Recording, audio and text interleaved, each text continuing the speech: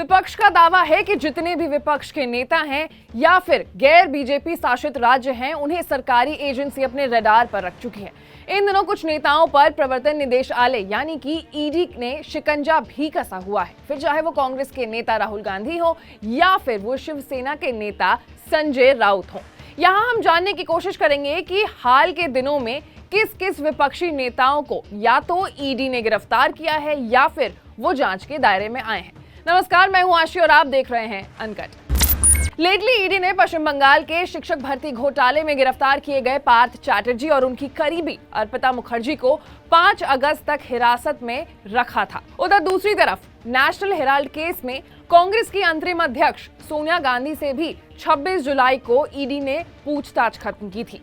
विपक्षी नेताओं का कहना है कि केंद्र सरकार अपने खिलाफ बढ़ते विरोध की वजह से विपक्षी नेताओं को निशाने पर ले रही है। अपने खिलाफ बढ़ते विरोध की आवाज को दबाने के लिए केंद्र सरकार जांच एजेंसियों का इस्तेमाल कर रही है। सबसे पहले जो केस सबसे ज्यादा चर्चे में रिसेंटली आया है, हम उससे शुरुआत करेंगे। तृणमूल कांग्रेस के विधायक पार्थ चैटर्जी और उनकी साथी अर्पिता मुखर्जी को 23 जुलाई को गिरफ्तार कर लिया गया था।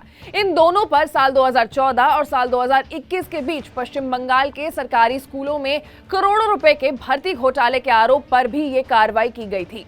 इस घोटाले के वक्त पर पार्थ चैटर्जी राज्य के शिक्षा मंत्री थे। ईडी ने छापेमारी में अर्पिता मुखर्जी के घर से 50 करोड़ से ज्यादा नकदी और सोना भी बरामद किया था। बीते हफ्ते टीएमसी ने चैटर्जी को मंत्री पद से हटा दिया था और पार्टी से भी सस्पेंड कर दिया गया था उन्हें। 5 अगस्त को कोलकाता की अदालत ने पार्थ चैटर्जी और अर्पिता मुखर्जी को की जमानत की दलील सुनने से भी इनकार कर दिया था। अदालत ने इन दोनों आरोपियों को 14 दिन की न्यायिक हिरासत में भेज दिया है। उसके बाद आते हैं शिवसेना सांसद संजय राउत। उन्हें भी अपनी पत्नी से जुड़े मनी लॉन्ड्रिंग केस की वजह से ईडी के जांच के दायरे में आना पड़ा। उन पर ईडी मुंबई के गोरेगांव उपनगर की पात्रा चौल घोटाला मामले में एक पुनर्विकास परियोजना में कथित अनियमितताओं पर जांच चल रही है। इस केस में गुरु कंस्ट्रक्शन कंपनी के निदेशक प्रवीण राउत को गिरफ्तार कर लिया गया है। इसके बाद ही संजय राउत और उनकी पत्नी वर्षा राउत ईडी के निशाने पर आ गए हैं। इन पर आरोप था कि प्रवीण ने 55 लाख रुपए वर्षा राउत के अकाउंट में डाले थे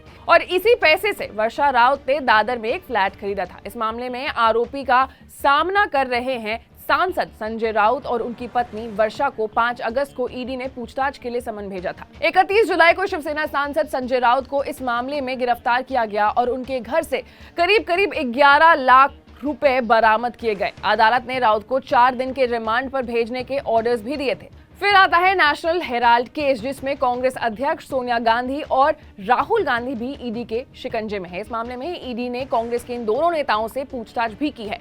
हाल में ही इस केस में कांग्रेस की अंतरिम अध्यक्ष सोनिया गांधी से 26 जुलाई को ही ईडी की पूछताछ खत्म हुई है। इन दोनों नेताओं पर नेशनल हेराल्ड न्यूज़पेपर चलाने वाली कंपनी AJL के अधिग्रहण की धोखाधड़ी करने का आरोप लगाया गया है। ये case young India private limited नाम की नई कंपनी और AJL के बीच हुए सौदे का है। गौरतलब है कि यंग इंडिया में सोनिया गांधी और राहुल गांधी के साथ ही ऑस्कर फर्नांडिस, सैम पित्रोदा, मोतीलाल वोरा और सुमन दुबे को डायरेक्टर बनाया गया था। कंपनी ने 76% शेयर सोनिया और राहुल गांधी के नाम है। बाकी के 24% जो शेयर हैं वो अन्य डायरेक्टर्स के पास है। कांग्रेस पार्टी ने इन नई कंपनी को 90 करोड़ रुपए कर्ज के तौर पर दिए थे और बाद में इसी कंपनी को अधिग्रहण कर लिया। इसी को लेकर ईडी कांग्रेस के नेताओं पर मनी लॉन्ड्रिंग का केस चला रही है। उधर दूसरी तरफ कांग्रेस कार्यकर्ताओं ने अपने नेताओं पर चल रहे इस केस को लेकर भारी विशेष प्रदर्शन भी किया है। आम आदमी पार्टी के नेता सत्येंद्र जैन भी ईडी के शिकंजे में हैं। 30 मई को केंद्रीय जांच ब्यूरो यानी कि CBI ने 2017 में दर्ज किए गए एक केस के आधार पर मनी लॉन्ड्रिंग के आरोप में आप नेता को गिरफ्तार किया था। उन पर भी दिल्ली में जमीन खरीदने में काले धन का पैसा लगाने का आरोप है। फिर पंजाब के पूर्व सीएम और कांग्रेस नेता चरणजीत सिंह चन्नी भी ईडी के निशाने पर हैं। साल 2018 में उनके भतीजे भूपेंद्र सिंह हनी के अवैध रेत खनन मामले में पूछताछ के लिए ईडी उन्हें भी तलब कर चुकी है। पंजाब के चुनावी अभियान में अवैध रेत खनन का मुद्दा सबसे चर्चित मुद्दे में से एक है। तो ये वो केसेस हैं जो विपक्ष के नेताओं के ऊपर लगी है, उन स्टेट्स में लगी है जिसमें बीजेपी नहीं है। ऐसे ही तमाम बड़े खबरों से अपडेटेड रहने के लिए आपको अनकट को लाइक, सब्सक्राइब और शेयर करना होगा। साथ ही साथ जो आरोप बीजेपी के ऊपर लगाया जा रहा है, क्या ये वाकई सच है या नहीं, अपनी राय कमेंट सेक्शन में जरूर रखें। मैं थे आपके साथ आशीष सिंह और आप देख रहे थे अनकट।